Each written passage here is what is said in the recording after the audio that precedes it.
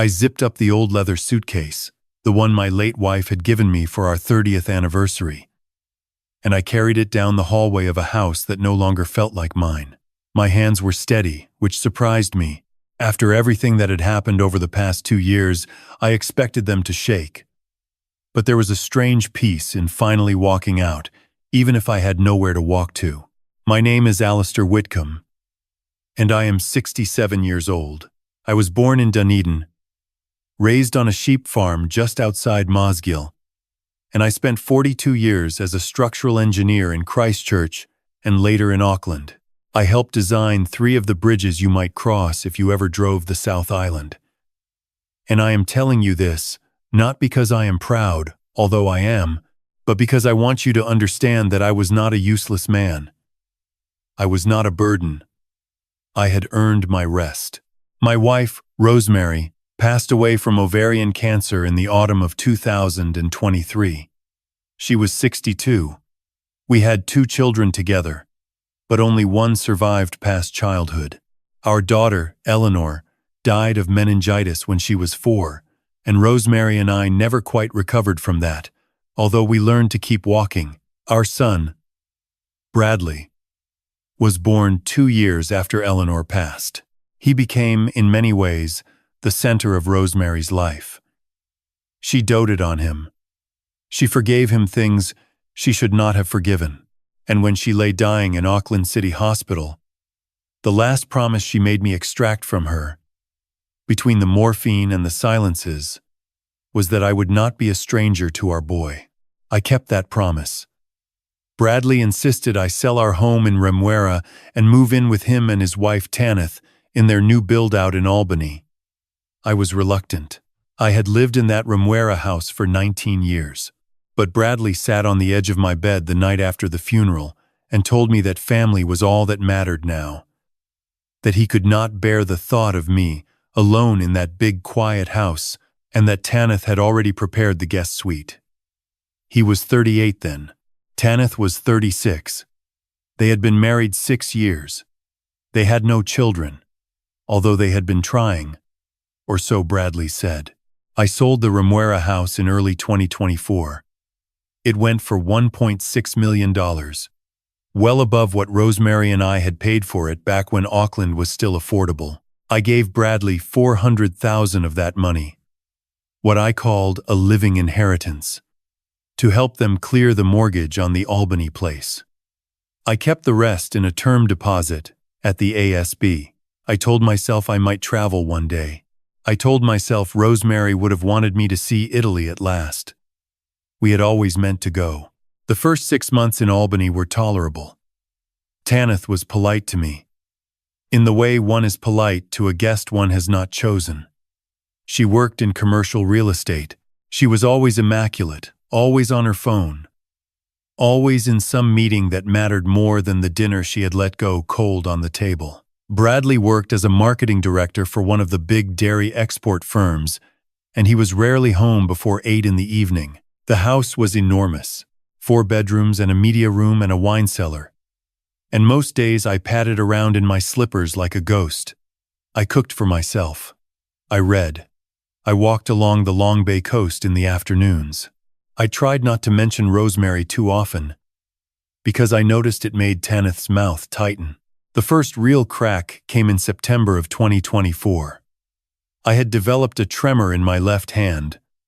Nothing dramatic. Just enough to make my GP suggest I see a neurologist at North Shore Hospital. The early diagnosis was mild Parkinson's. I told Bradley over dinner one Sunday. He went quiet.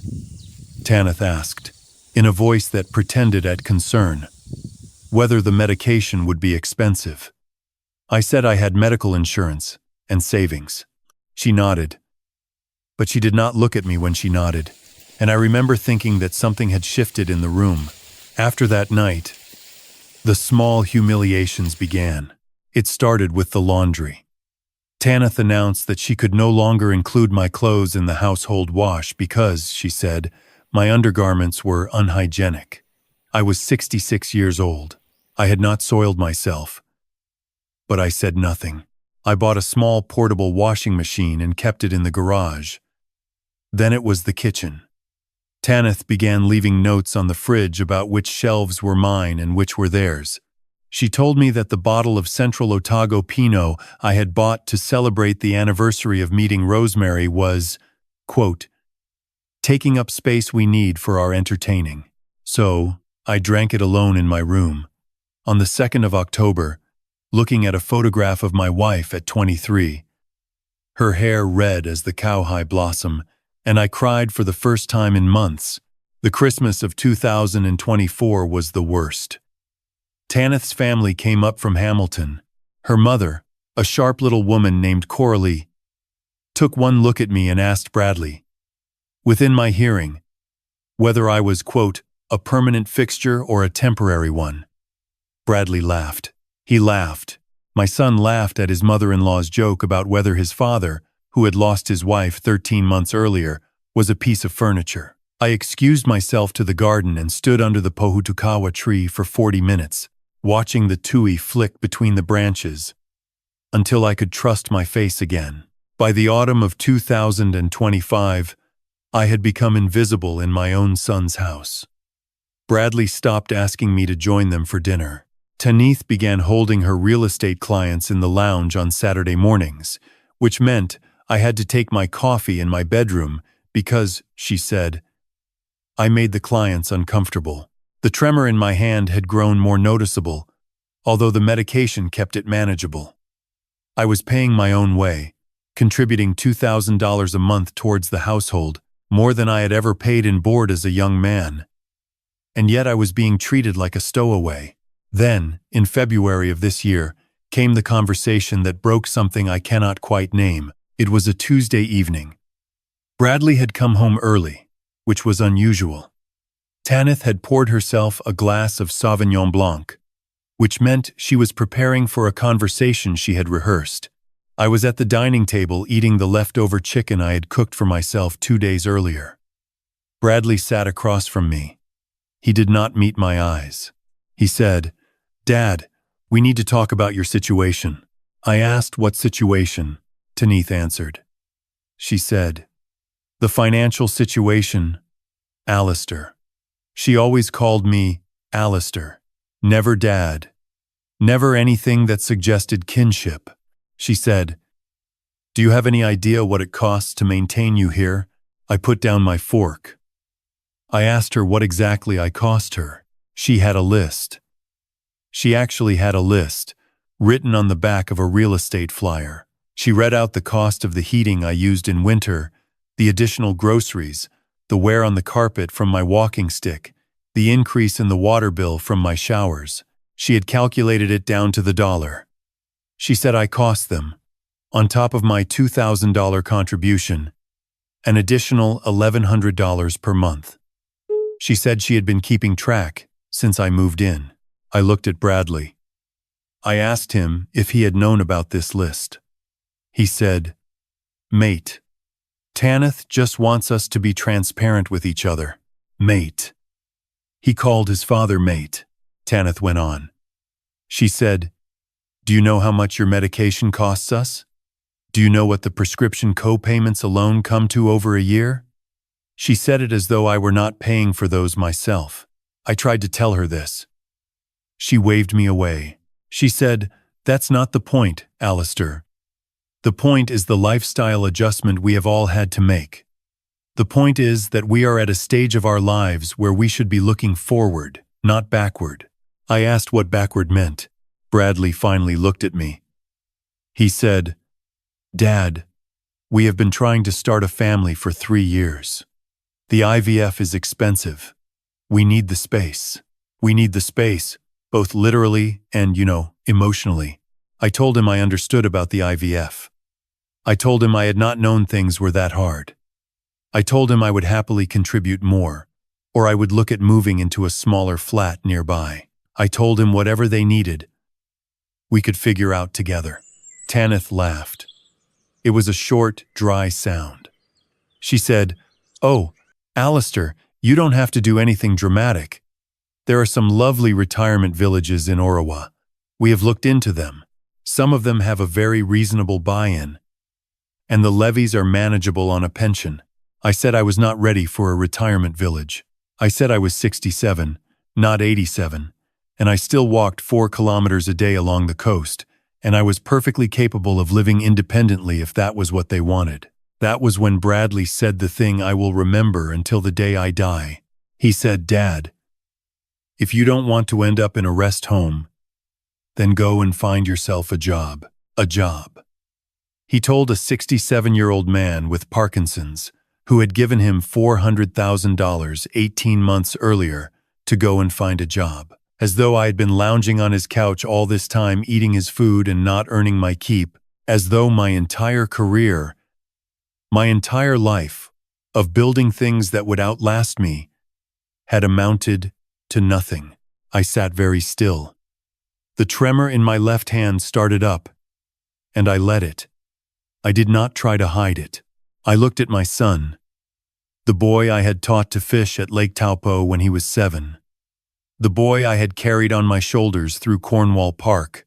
The boy whose first university tuition I had paid in cash because we did not believe in student loans, and I asked him very quietly whether he remembered the funeral. He looked confused. He said, "What funeral, Dad?" I said, "Your mother's funeral." He said, "Yes." "Of course." I said, "Do you remember who paid for it?" There was a silence at the table. Tanith looked at her wine glass. Bradley said, "Well, I did, Dad. I covered the costs at the time, you remember. You were not in a state to deal with it." I nodded. I said, "Yes, that is what you told me. And I have been grateful for that for 2 years. Tanith said, "Alistair, please. This is not the time." I said, "Tanith, when is the time? Because there is something I have been meaning to ask my son, and I think now is as good a time as any." I asked Bradley directly whether he had paid for his mother's funeral or whether he had used the funds from her life insurance policy, which had been paid out in his name as the secondary beneficiary, because Rosemary had updated it during her treatment, and I had only found out from her solicitor a year later. He went the color of a wet bedsheet. Tanith snapped. "This is exactly what we mean, Alistair. This paranoid behavior, this constant grievance. This is why we cannot live like this anymore." I stood up. The tremor was bad now, but I did not care. I said, "I will be gone in the morning." Bradley said, "Dad, come on. Don't be like this." I said, "I am not being like anything. I am simply leaving. You have made it clear that I am a line item on a spreadsheet to your wife and an inconvenience to you. And I will no longer occupy your space, literal or emotional." I went to my room. I packed the leather suitcase. I packed the photograph of Rosemary, the one from our trip to Cape Reinga in 1998. And I packed the watch my own father had given me when I graduated from Otago. And I packed 3 changes of clothes and my medication and my passport, and the small wooden box that contained Eleanor's first lock of hair. Everything else, I left. In the morning, I came down the stairs at 6. Bradley was already up, standing in the kitchen in his pajama bottoms, drinking a coffee. Tanith was nowhere to be seen. He said, "Dad, please, let's talk about this." Tanith was emotional last night. We all said things we did not mean. I said, "I meant what I said. I am leaving." He said, "Where will you go? You don't have a place. You sold the Remuera house." I said, "I will figure it out." He followed me to the front door.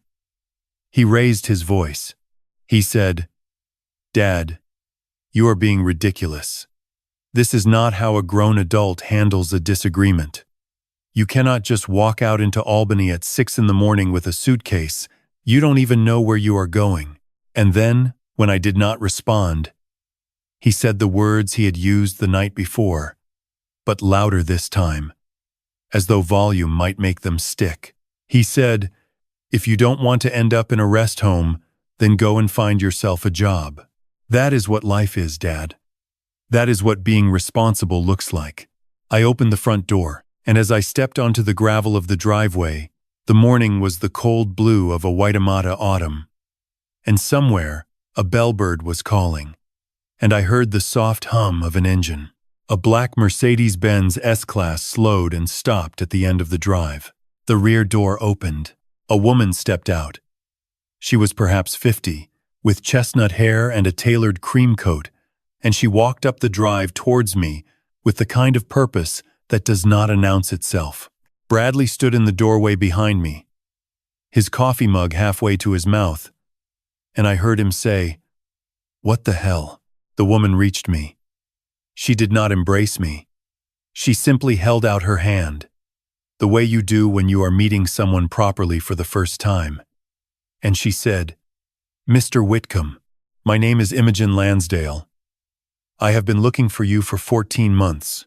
I asked her who she was. She said, "I am your daughter." The silence that followed was so complete that I could hear the wind moving in the karaka tree by the gate. I said, "That is not possible. My daughter died when she was 4. Imogen said, "No, sir.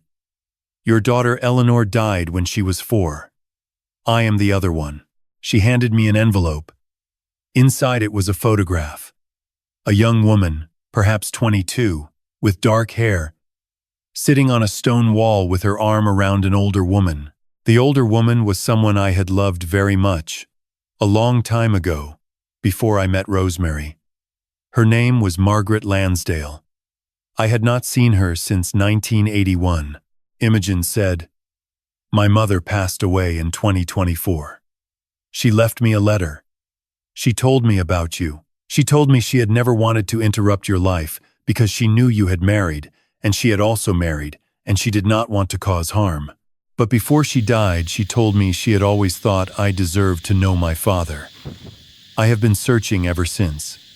I tracked you to Bradley's house through the property records. I have been waiting for the right moment." I asked her how she had known to come this morning. She said, "Your former housekeeper from Remuera, Mrs. Tipen. She has been in touch with me. She has been worried about you for some time. She told me yesterday that she had heard from a neighbor that things had reached a head. I came as soon as I could." Bradley came down the steps. He said, "This is some kind of scam. Dad, this is clearly a scam." Imogen looked at him without expression. She said, "You must be Bradley. Your father has spoken about you. I am sorry we are meeting under these circumstances." She turned back to me. She said, "Sir, my mother left me her estate. I am the chief executive of Lansdale Vineyards. We have properties in Marlborough and in central Otago. I have a home in Wanaka with a guest cottage that has been waiting for someone to use it. You are welcome to come with me. Today. This morning. And you do not have to decide anything. You can stay a week, a month, a year. You can come and go as you please. But you should not stand in this driveway any longer." I did not know what to say. I looked back at Bradley. He was staring at Imogen with an expression I had never seen on my son's face before. It was the expression of a man who has just realized that the cards have been counted, and his hand is empty. I said, "Imogen, may I ask, why now? Why this morning?" She said, "Because Mrs. Tipen called me last night, sir. She said your son and his wife had told you to find a job. She said you were leaving in the morning. She said, 'Please come.'" I looked at Bradley one more time. I asked him whether he had anything to say. He said, "Dad, this is a lot. Can we slow down? Can we talk inside?"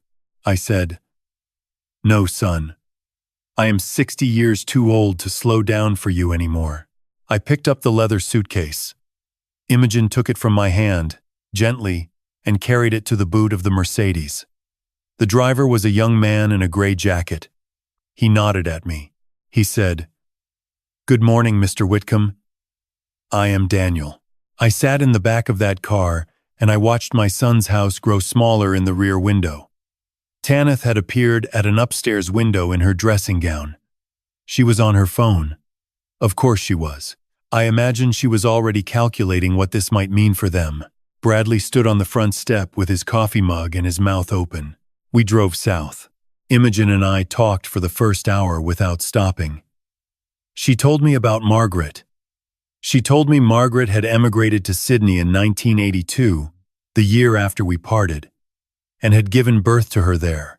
She told me Margaret had married a New Zealand winemaker named Geoffrey Lansdale in 1985, and they had returned to New Zealand together, and Geoffrey had raised Imogen as his own, without ever knowing the truth, because Margaret had decided early that the truth would only cause damage.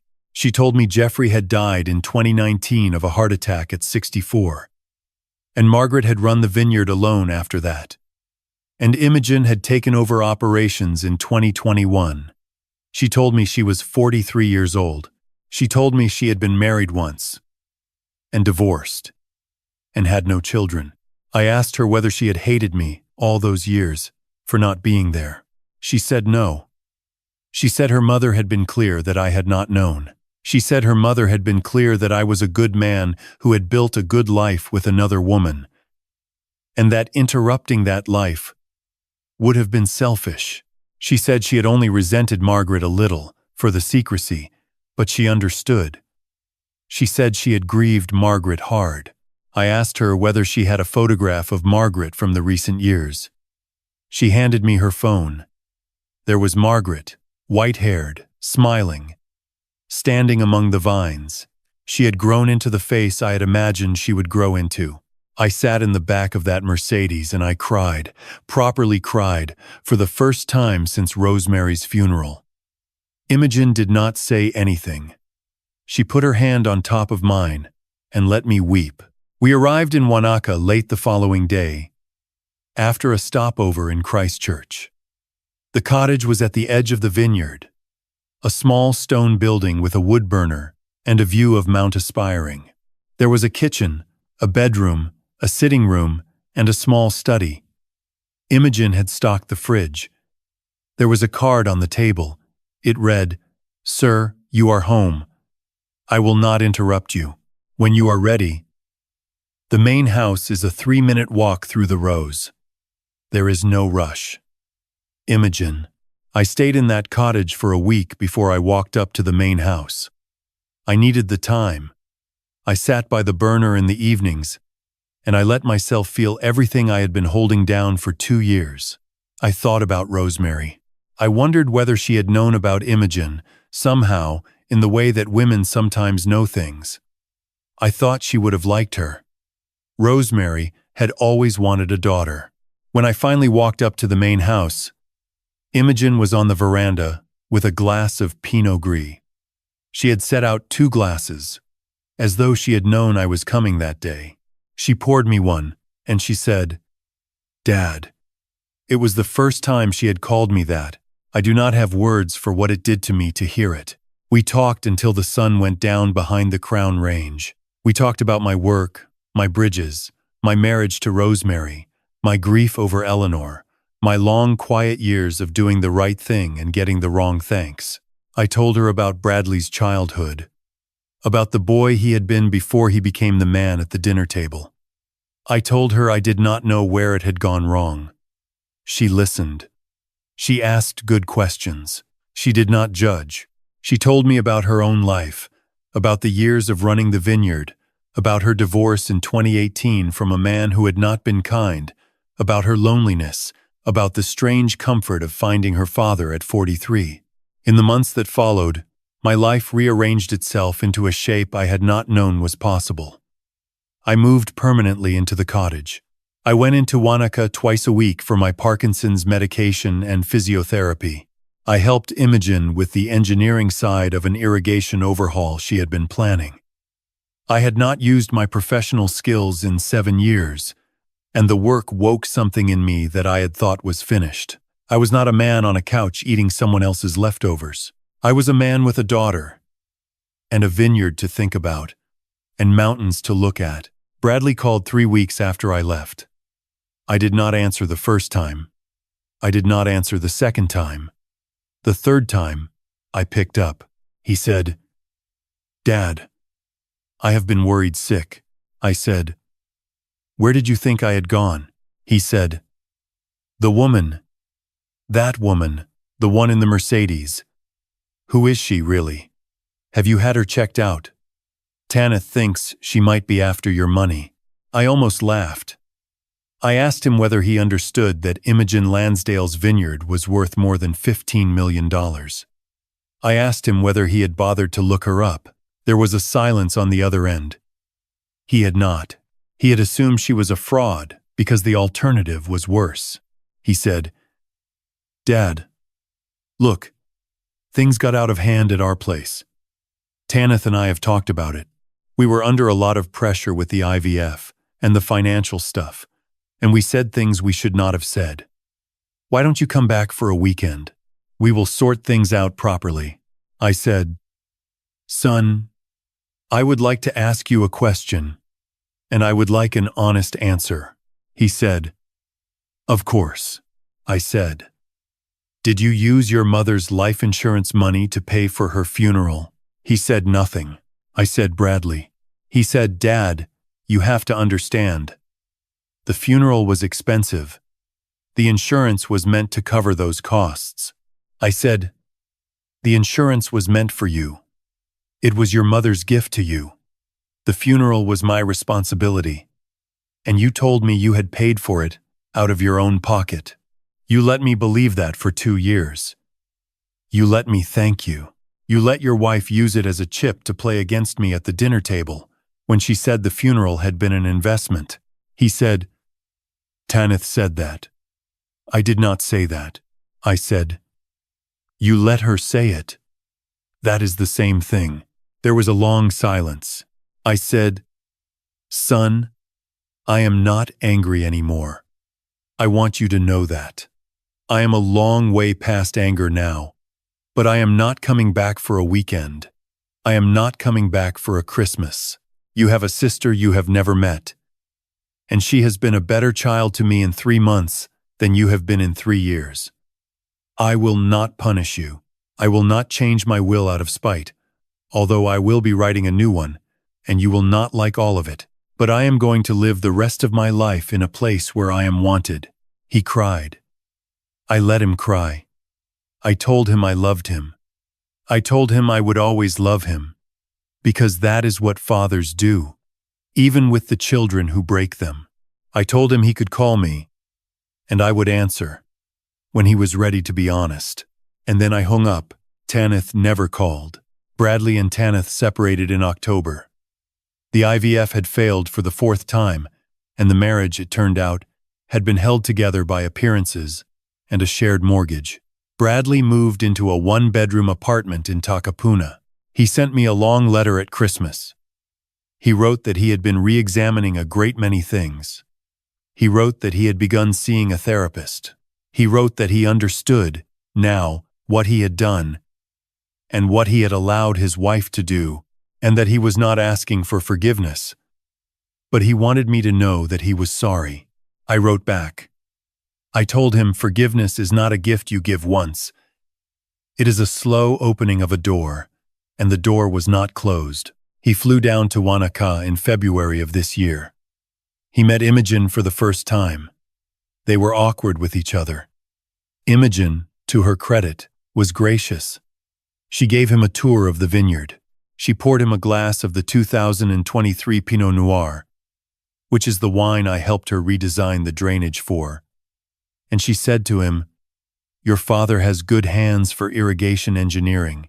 Bradley did not know what to say to that. He was used to being the successful son, the marketing director, the man with the new build.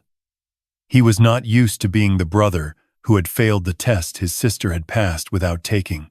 I do not know what will happen with Bradley. I hope he keeps coming. I hope, in time, he learns the lesson that took me 67 years to learn properly, which is this: the people who love you will not bill you for your existence. The people who love you will not call you a line item. The people who love you will not laugh when their relatives ask whether you are a permanent fixture. And they will not tell you to find a job at 67, and they will not pocket your wife's life insurance and call it a favor. The people who love you will pull up in a Mercedes when you have nowhere left to go, and they will carry your suitcase, and they will say, "Sir, you are home." There are some things I want to leave you with before I finish telling this story. Because I am 67 years old and I have learned a few things, and you may be a son or a daughter or a parent listening to this. And I think the lessons are worth saying plainly. The first is this: do not give your money away too early. I do not regret the $400,000 I gave Bradley. I do regret giving it without conditions. A gift between adults is a gift. A gift between a parent and a child can become a debt the child resents. If you must help your children, help them in a way that does not make you their dependent. The second is this: watch how your children's spouses treat you in small moments. The big moments are easy to perform through. The small moments tell the truth. The note on the fridge about kitchen shelves told me everything I needed to know about Tanith long before the dinner table did. I just did not want to listen. The third is this: grief is not a weakness, and a widower is not a piece of furniture. If you are lucky enough still to have a parent who has lost their partner, treat that parent with the patience you would want extended to you. Their world has ended. Yours has not. The asymmetry is not their fault. The fourth is this: it is never too late. I am 67. I have Parkinson's. I have buried a daughter and a wife. I have been called a burden by my own son, and I am the happiest I have been in 20 years. Life does not stop offering you doors just because you have gray hair. Sometimes a door opens at the end of a driveway in the cold blue of an Auckland morning, and you have to be brave enough to walk through it. And the fifth, the last: be kind to the people who clean your house, who deliver your post, who serve your coffee. Mrs. Taiping cleaned our Remuera home for 11 years. Rosemary always insisted we pay her properly, and at Christmas, we gave her a hamper and a bonus. When I moved to Albany, I kept in touch with her.